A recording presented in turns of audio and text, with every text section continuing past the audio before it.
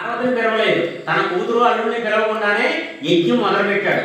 ఆ పార్వతి యొక్క శాపం వలన అప్పుడు ఈ మహామాయ కమ్మింది కనుక ఆ పరమేశ్వరుని కేకయకుండా నిరీశ్వర యాగం చేసేటప్పటికి అప్పుడు దాక్షాయని అంటుంటారు, మా నాన్నగారు వెళ్ళి వస్తాను మీరు కూడా రండి అని చెప్పేసి పరమేశ్వరుని ఆ దాక్షాయని అడిగింటారు. అప్పుడు అన్నట్ట, నా వల్ల నేను రాను, నందీశ్వరుని భృంగీశ్వరుని తీసుకెళ్ళు అని చెప్పేసి నందిని భృంగిని తోడిచ్చి దాక్షాయిని పంపించారట. అప్పుడు ఆ దాక్షాయిని ఎప్పుడైతే దక్ష యజ్ఞానికి వెళ్ళిందో, ఎప్పుడైతే ఇష్టం లేని పెళ్లి చేసుకుందో, అందుకని అక్కడ వాళ్ళు ఎవరు కూడా అమ్మవారిని పలకరించలేక, ఎప్పుడైతే పుట్టింట్లో అంత అవమానం జరిగిందో అగ్నిహోత్రుడి దగ్గరికి వెళ్ళి, ఓ అగ్నిహోత్ర, నీవు నన్ను దహించి మరల చల్లని పర్వతరాజు పుత్రుడిగా నన్ను పుట్టించి మరలా శివుడి దగ్గర చేర్చు అని చెప్పేసి ఆ యజ్ఞగుండంలో ఆ దాక్షాయని దేవి దహనం అయిపోయింటారు. అది చూసి నందీశ్వరుడు భృంగీశ్వరుడు పరుగులను వెళ్ళిపోయి పరమేశ్వరుడు చెప్పగా ఆయన తాండవాడుతూ ఆయన్ని వీరభద్రుడిని పంపించాట. ఆ వీరభద్రుడు వల్ల కొన్ని కోట్ల వీరుల్ని తీసుకొచ్చి ఆ దక్ష యజ్ఞాన్ని నాశనం చేసి దక్షుణ్ణి సంహరించాట. ఆ తర్వాత శ్రీ పార్వతీ వియోగం వలన పరమేశ్వరుడు కైలాస పర్వతాన్ని అటువంటి కుజుడు మన దగ్గర ఉండడం వల్లే ఇంత వియోగం కలిగింది. ఆ కుజుడికి ఏదైనా వరం అని చెప్పేసి ఆ పార్వతీదేవి అడిగింట. అప్పుడు ఆ పరమేశ్వరుడు చెప్పాట, ఓ పార్వతి, నా అంశతోటి పుట్టాడు కనుక కుజుడికి నవగ్రహాలలో ఒక స్థానాన్ని కల్పించాను. ఎవరైతే ఆ కుజదోషంతో బాధపడుతూ ఉంటారో, ఎవరైతే కుజదోషం వల్ల వివాహం జరగదో, ఎవరైతే ఆ కుజుడు యొక్క దోషం వల్ల బాధపడుతూ ఉంటారో వారికి ఈ యొక్క వ్రతం కాత్యాయని వ్రతం ఎవరైతే చేస్తారో వారికి ఆ కుజదోషం పోయి సకల అతిశీఘ్రంగానే వివాహం జరుగుతుంది. అలాగే భర్త ఎడబాటుగా ఉంటే గనక ఆ అన్యోన్య దాంపత్యం కలగడానికి ఈ వ్రతం ఆచరించవచ్చు. అలాగే దంపత సహితంగా కూర్చుని ఈ వ్రతం ఆచరించడం వల్ల సంతానం లేని వాళ్ళకి సంతానం కూడా కలుగుతుంది. కాబట్టి మహాప్రభావమైన ఈ కాత్యాయని వ్రతాన్ని ఎవరైతే ఆచరిస్తారో ఆ పరమేశ్వరు యొక్క అనుగ్రహం కలిగి, ఆ కాత్యాయని అమ్మవారి యొక్క అనుగ్రహం కలిగి సర్వత్రా వచ్చి ఓపిక ఉంటే చీరా జాకెట్టు, లేదంటే జాకెట్ ముక్క, తాంబూలం, అలాగే వాళ్ళకి భోజనం ఏర్పాటు చేసి వారి దగ్గర ఆశీస్సు తీసుకోవడం, ఉద్యాపన ఆకరణ 7వ వారం చేసుకోవాలి. అలాగా అవకాశం ఉన్న వాళ్ళు కోరిక తీరిన వెంటనే 7 వారాలు అయిన తర్వాత చేసుకోవచ్చు. అలాగే ఎవరైతే ఈ వ్రతాన్ని ఆచరిస్తారో అందులో అమ్మవారి సన్నిధానంలో ఎవరైతే చేస్తారో వారికి తప్పక వారి కోరికలు తీరుతాయి.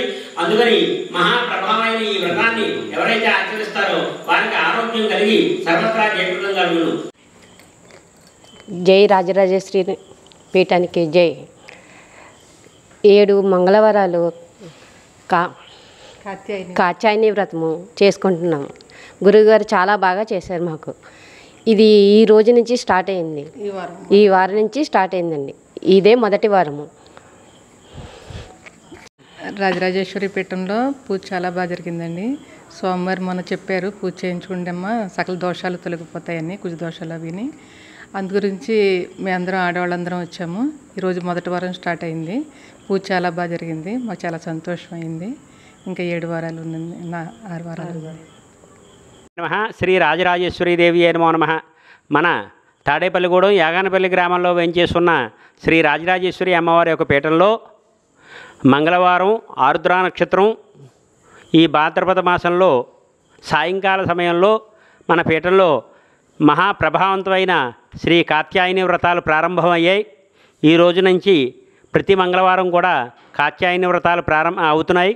కాబట్టి ఈ మహాప్రభావమైన ఈ వ్రతాన్ని ఎవరైతే ఆచరిస్తారో వాళ్ళకి సౌభాగ్యం, అలాగే వివాహం కాని వారికి వివాహం, ఈ కుజు దోషంకి సంబంధించి ఎటువంటి దోషాలు ఉన్నప్పటికీ కూడా తొలగి ఆ కాత్యాయని యొక్క అమ్మవారి యొక్క అనుగ్రహం కలిగి సకల కార్యక్రమాలు నెరవేరుతాయి.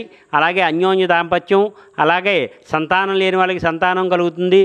అటువంటి మహాప్రభావమైన ఈ వ్రతాన్ని ఎవరైతే ఆచరిస్తారో ఉదయాన్నే తలస్నానం చేసి సాయంకాలం దాకా ఉపవాసం ఉండి సాయంకాల సమయంలో ఈ కాత్యాయని వ్రతాన్ని ఆచరించాలి.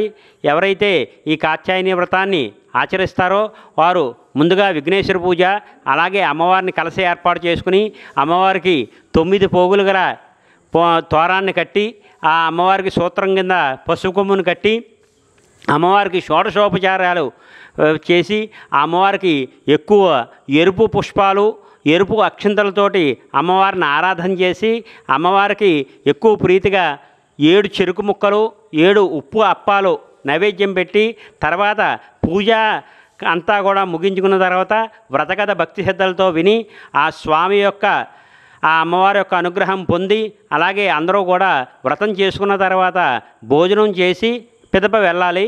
అలాగా ప్రతి వారం కూడా మన పీఠంలో కార్యక్రమం జరుగుతోంది. ఈ పీఠంలో ఏ కార్యక్రమం జరిగినప్పటికీ కూడా ఆ రాజరాజేశ్వరి యొక్క అమ్మవారి యొక్క అనుగ్రహం అలాగే కాత్యాయనిదేవి యొక్క అనుగ్రహం కలిగి సర్వ కార్యక్రమాలు కూడా దిగ్విజయంగా జరిగి సౌభాగ్యం కలిగి సర్వత్రా జయప్రదంగా ఉంటుంది. కాబట్టి ప్రతి మంగళవారం ఇక్కడి నుంచి మొదలవుతాయి. రేపు వచ్చే 22వ తారీఖు నుంచి దేవీ నవరాత్రులు ప్రారంభమవుతున్నాయి. మొన్నాడు 23వ తారీఖు మంగళవారం వచ్చింది. సాయంకాల సమయంలో 4 గంటలకల్లా ఈ వ్రతాన్ని మొదలు పెడతాం. కాబట్టి ఈ వ్రతంలో పాల్గొనే స్త్రీలందరూ కూడా ఒకవేళ వివాహం కానివారు ఆడవాళ్ళైనా మగవారు అయితే మాత్రం తల్లులు కూర్చోవాలి. వాళ్ళ అమ్మగారు మగపిల్లవారు తరపున వాళ్ళ అమ్మగారు కూర్చుని వ్రతాన్ని ఆచరించవచ్చు. ముందుగా వచ్చి ఆ పీఠవారిని సంప్రదిస్తే కనుక దీక్షావస్త్రం ఇస్తాం. ఆ దీక్షావస్త్రం కట్టుకుని ఈ వ్రతాన్ని ఆచరించాలి. కాబట్టి ఇంకా ఎవరైతే ఈ వ్రతాన్ని ఆచరిస్తారో వాళ్ళకి సకల శుభాలు కలుగుతాయి. కాబట్టి ఈ వ్రతాన్ని ప్రతి మంగళవారం ఇక్కడ మన పీఠంలో జరుగుతుంది. కాబట్టి వచ్చి అందరూ కూడా ఈ వ్రతాన్ని ఆచరించి అమ్మవారిని దర్శించి స్వామి యొక్క ఆశీస్సులు పొంది అమ్మవారి తీర్థప్రసాదాలు పొందవలసిందిగా కోరుచున్నాం.